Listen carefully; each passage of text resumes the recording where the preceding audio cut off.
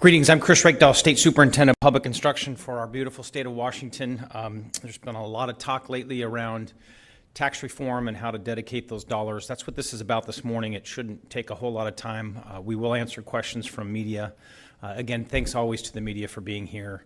This matters a ton in a state like ours that makes public education the paramount duty. We can't say enough through all these critical conversations why I stand before folks and talk about this, and I'll get into that some more. Everyone leaves their press conferences these days with a Go Seahawks, so I'm going to lead with it. Seattle by 7. It's Super Bowl week. I hope everyone has a great time and hope everybody's safe.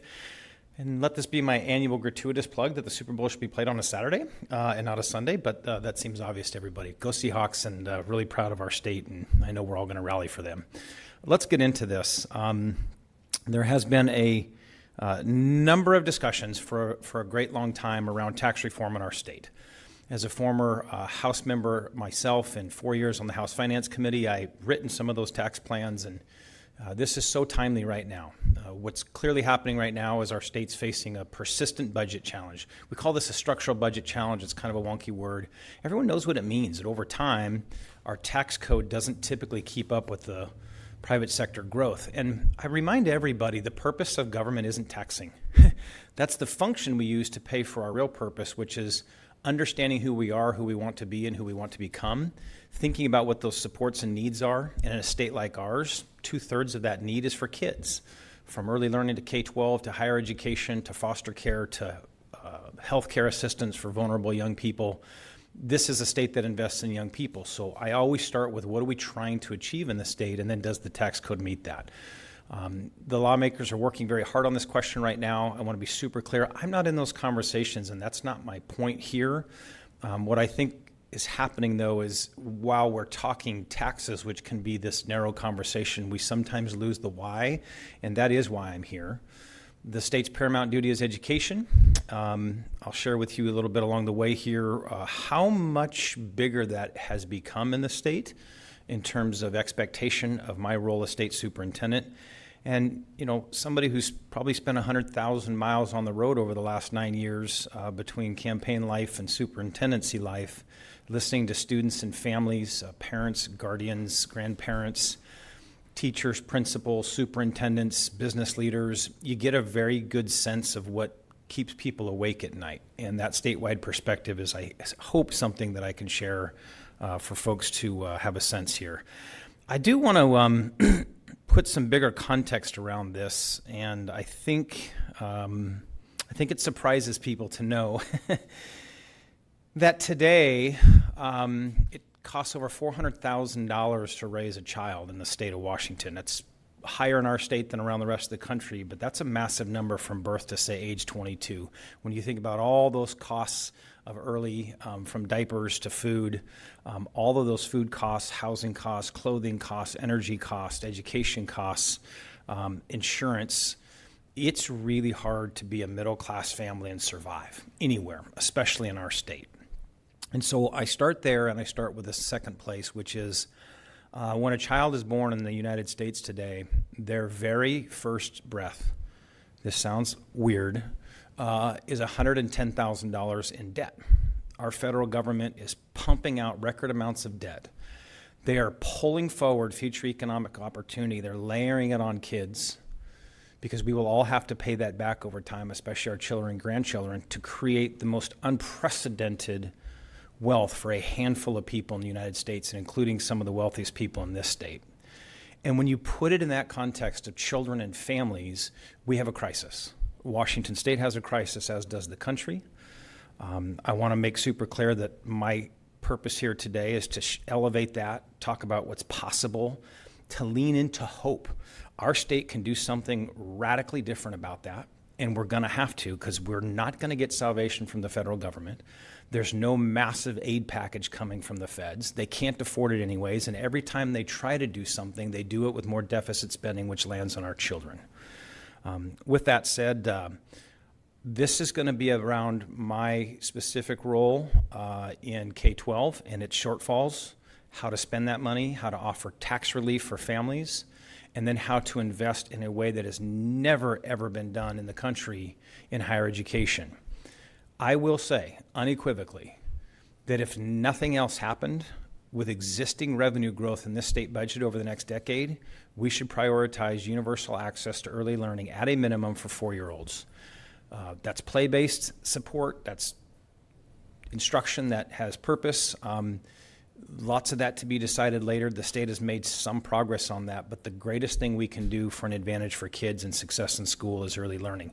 So this thing I present to you today assumes that the most important thing we will do with existing revenue growth before any new tax conversations over the next 10 years is universal access for 4-year-olds.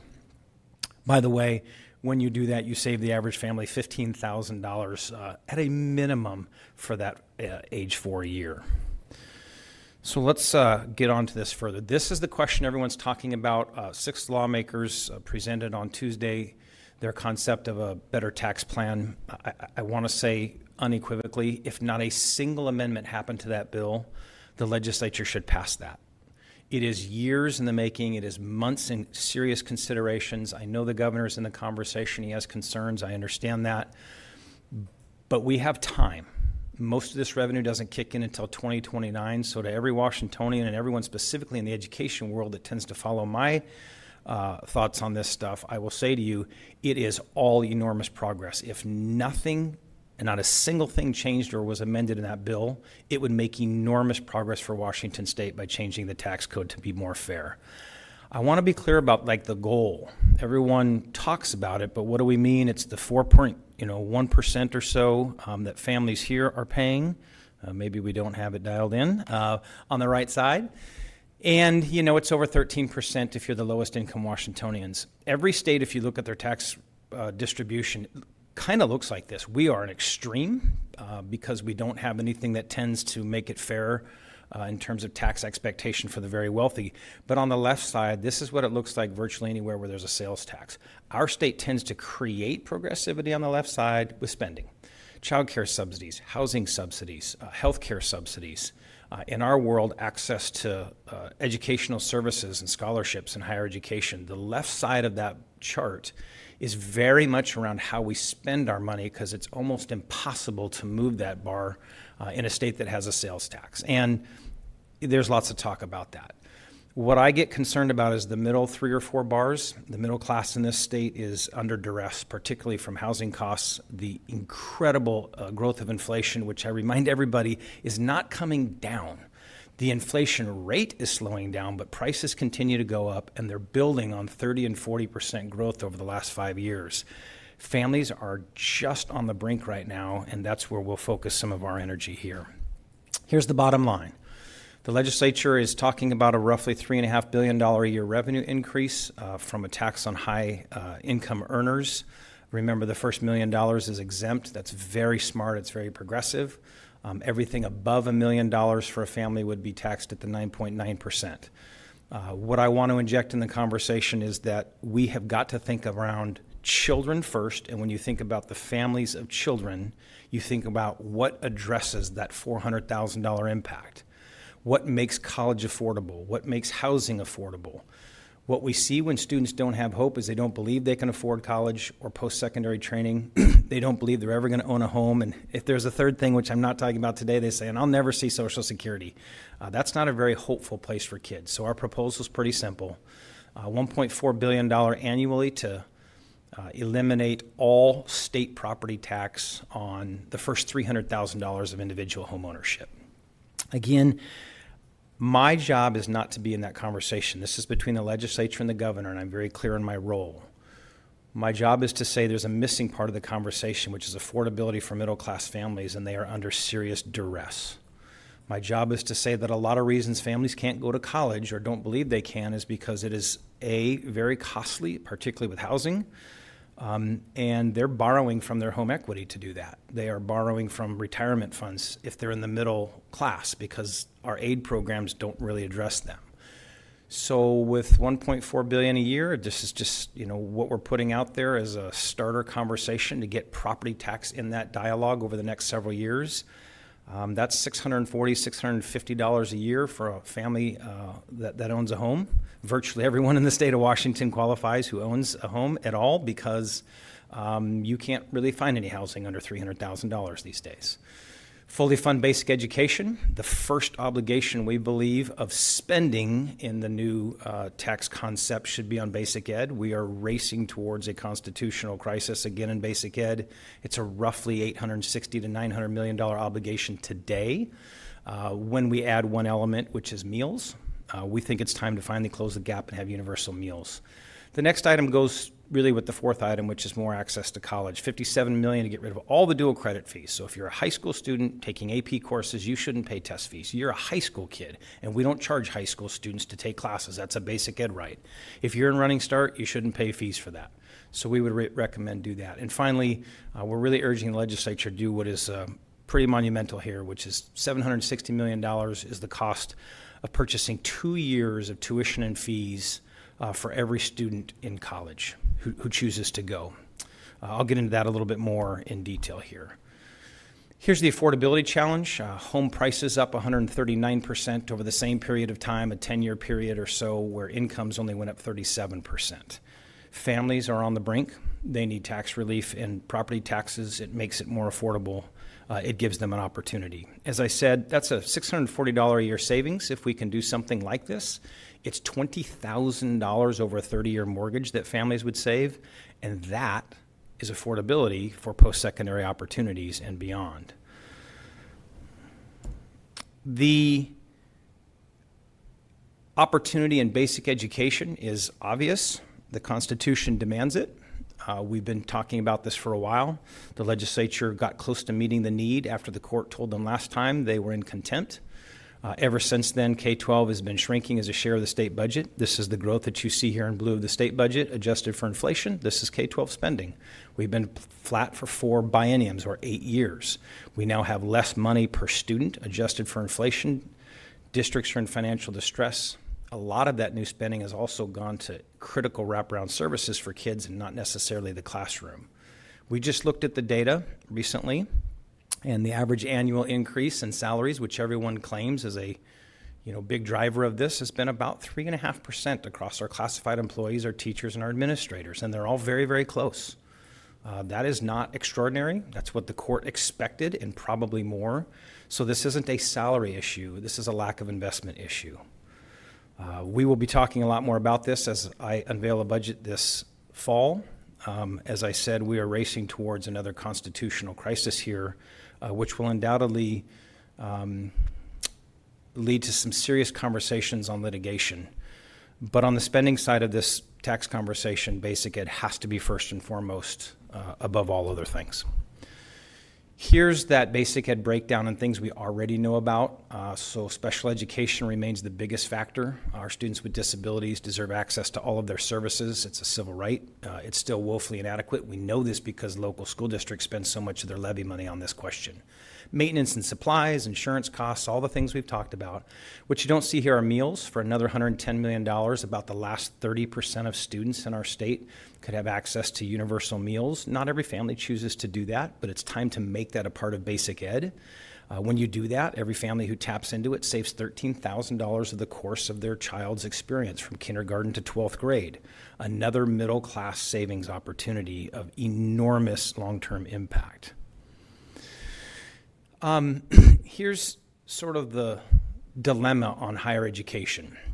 We have state goals of 70%. Our economy demands more young people and working adults getting their post-secondary credentials. This isn't just four-year degrees. This is apprenticeships. This is what we call industry-recognized credentials. These are welding certificates, electricians, plumbers. This is the entire gambit of folks we need to drive this economy and to support us and to do it in a competitive way so that prices remain affordable for folks who need to have a roof replaced or have somebody come into their home. That training system still demands too much of young people, despite historic investments in financial aid for very low-income people. That's not the bulk of folks who seek this work. And our state doesn't have a big answer for the middle class. So we're 8% short of our goal, and I would say that 70% is getting pretty dated. It's probably more like 75 or 80% who need more than a high school diploma with some kind of industry-recognized credential. The other context I would share for folks is the consequences of what happens when so many kids start college and don't finish. So in our state, over 70% of our high school students leave us with college credit. Only 55% of them go on in their first year to attend a traditional college experience, 2-year, 4-year.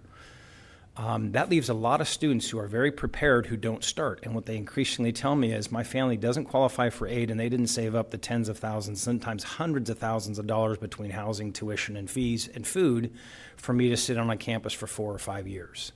The result is twofold. We don't have the high enough college completion rates. We have students who start and don't finish. At the lowest conservative estimate, there's over 1 million Washingtonians who start college and don't complete. If you just put on the tuition and the state subsidy for 1 million folks, and it is much bigger than that, it's $1.5 billion in taxpayer money we've tried to launch without completion. So our proposal is a little unique. Our recommendation, we're asking the legislature over the next couple of years to think seriously around what college completion looks like. That means continuing to lean into affordability for low-income families for their first 2 years, challenging students to fill out the FAFSA to get their federal aid and their state aid, asking families to step into those first 2 years unless they can get them as high school students through our dual credit system, and then ask the state to pay for the last 2 years. Zero tuition and fees to finish your degrees in the 4-year sector. That's going to mean your junior, senior year. In the 2-year college system, that's going to mean any student seeking a professional or technical program the minute they step on campus. Most of those take 2 years or less. So an opportunity for everyone to get 2 years of free college, and for many Washingtonians, it means they will never pay tuition and fees. This can be done for roughly 23 or 24% of the revenue that's being considered in this tax conversation. To summarize, roughly 40%, 35% for property tax relief. First $300,000 of a single-family home with zero state property tax. Doesn't impact local governments, zero state property tax. Roughly 25% to fully fund basic education as the first spending priority above all else. And roughly 23 to 25% for unprecedented access to complete college, to make the system more efficient by increasing completions. This can transform our middle class. This has the potential, between food assistance, between 4-year-olds getting taken care of with the base budget, between property tax cuts, between higher education access. You're talking $75,000 to $80,000 for middle class families in savings over the duration of their mortgage and raising their families. It's timely, it's bold, it's the kind of thing that I believe is my job as a statewide elected official, somewhere in the 6 to 7 million votes over my 3 elections. I've heard from a lot of people. I will say again, it is not my role to be in those negotiations, and it is not everyone's job right now to have every answer. The legislature is working this out with the governor. They'll get to a decent place. We don't have to have everything solved today. This revenue will take a couple of years. It clearly needs to get through the courts, and it's clearly going to go to the voters if you hear the rhetoric from those who oppose it. This is to say the education system is essentially half of the effort of the state between early learning, K-12, and higher ed. And in my system, I'm 60% of ECAP, or early learning slots. I'm 100% of the public education slots. And if you combine what K-12 does in funding dual credit or directly providing it through advanced placement in college and the high school, the K-12 public education system in this state is bigger than Washington State University and the University of Washington combined from all their undergraduate enrollments. The sector that I am privileged to lead is an early learning K-12 and higher ed system. It is desperate. It needs help, from prolonged cuts in higher ed to a lack of investment in K-12. And we're simply challenging everyone to think differently around $3.5 billion in new revenue that's coming our way if it was solely focused, almost solely focused, on families trying to raise kids and giving young people the greatest opportunity. We would revolutionize education in this state, particularly higher ed access, compete once again, and take care of ourselves where we can no longer rely on the federal government to do what they've been doing. With that, I would love to answer questions. I know we've got some folks in the room and we've got some folks online, and Katie, I will let you monitor that. We don't have any questions online yet. I'm wondering, folks in the room, do either of you? Okay.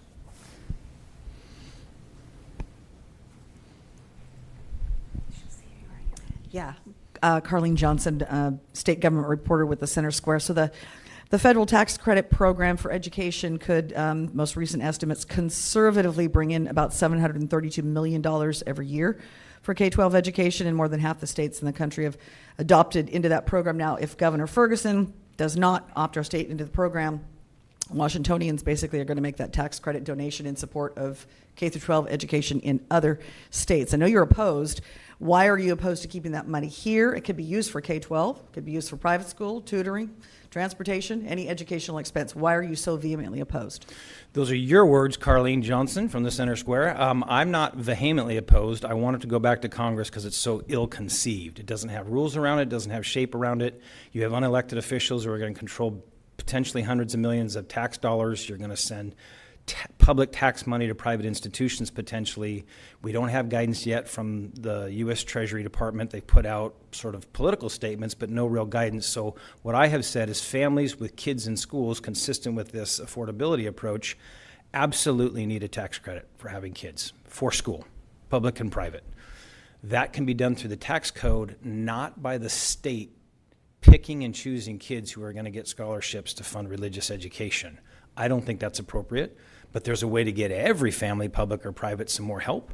And I think if it goes back to Congress and they actually turn this into a tax credit for families, that's the way to go. If they don't choose to do that and they say it's up to each state, I suspect at some point we will be in, and we should be in, if we can control what that looks like. Giving it over to people who are unelected and unaccountable to drive taxpayer money into religious institutions and for-profit schools is not consistent with our values. You're suggesting that people would give all that money to private schools or religious institutions when that but that's your talking point. That's not what people have suggested. Many people have said, I'd love to use it for a tutor for my kid who I love my public school, or I need it for transportation purposes, any kind of thing like that. So to suggest that it's just going to take away from public schools is probably not a fair assessment of how many people might use that credit. Yeah, again, your words. I didn't say it takes away from public schools. This is a tax credit. So what it does do is it has the federal government selling more debt to foreign interests, racking up $38.5 trillion in debt that we're unloading on our kids to say, take a few bucks now to go where you want. That's what the Congress has chosen to do. I want our state to be able to put this in the hands of accountable elected officials or a board that's accountable directly. And yes, everyone can benefit from that. That's what's clear. The bill in its conception, though, was a privatization movement, and the afterthought was, and I guess some public school students might use it for tutoring. I just want the state to be able to decide that and not the federal government. For the record, that is not a part of this plan, but as to Carlene's good point, there could be resources there down the road that could help address affordability for families, and I think this will be a part of the equation. My team will continue to move forward as we get guidance from the feds. We'll put our own concept together what that looks like. I know the governor's undoubtedly working through this with legislators. There is no urgency to opt into something that doesn't have any shape and that could get rolled back. But I suspect our state will opt into this at some point when we get to control its outcome. Yeah.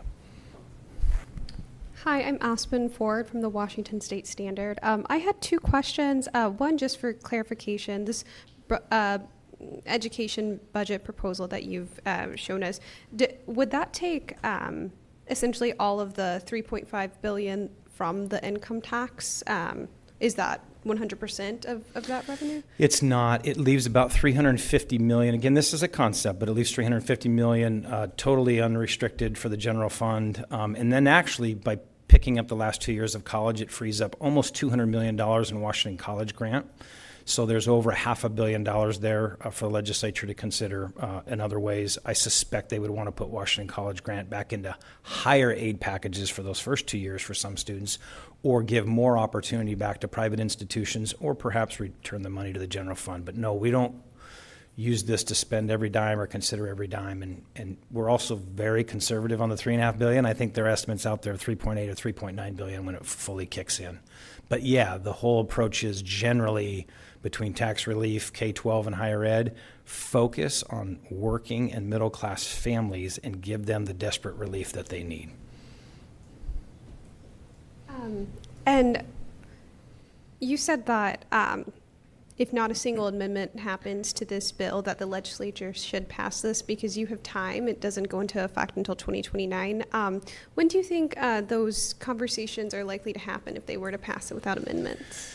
Well, that's why I'm here today, right? This stuff takes a long time. Those lawmakers have worked their tails off for a very long time getting this together. And while the public sort of, gets 6 to 8 months to think about it in the ledge process and potentially vote on it and perhaps see this through the courts, which I'm confident, by the way, will all hold up well. These things take time, so that conversation on where the investment should go, they're going to crank up. I mean, there's a bit of that already, but by next session, the governor in December will propose a biennial budget for the next 2 years. He will start to already cover the time period of this revenue, and the legislature will write a full comprehensive biennial budget. So it's now. I'm in this conversation trying to change a little bit of the trajectory to think more about property tax relief and investments in K-12 and higher ed because it's timely now, and the voters of this state need a year of dialogue. They should be at the water cooler, and short of 3.5 hours during the Super Bowl, they should be talking about this. Like, if you wanted tax relief, where would you want that to go? And I ask anyone in the reporter corps, the media corps here, you do polling all the time that's objective and high quality, not just your readership. I beg you to run a poll that says if the legislature offered significant tax relief, would you want that in the form of business and occupation tax relief, property tax relief, or sales tax relief? And I think it would unveil a very telling story around property tax need. That's it for questions for this morning, so we can wrap up. Great. Again, I appreciate everyone's time. As the state superintendent, I have the incredible honor of being elected by the people, and my responsibility is 8 million Washingtonians, million students, 2 million parents, 4 million grandparents, taxpayers everywhere. I come to this place under a deep, deep belief that this conversation of tax reform is long overdue, that our legislature has put an outstanding plan in place. It does not need all the answers today, but we have a year or so to do that. They need to pass this. I think it would be fantastic. I think it's good for our state. But we do have to reshape the way we think around how to make this state an affordable state in the future. My conversations around the state tell me that that's a question of property taxes on the tax relief side more than anything else. I have school districts now in jeopardy at times of not passing their levies, even though their voters say, I love my schools.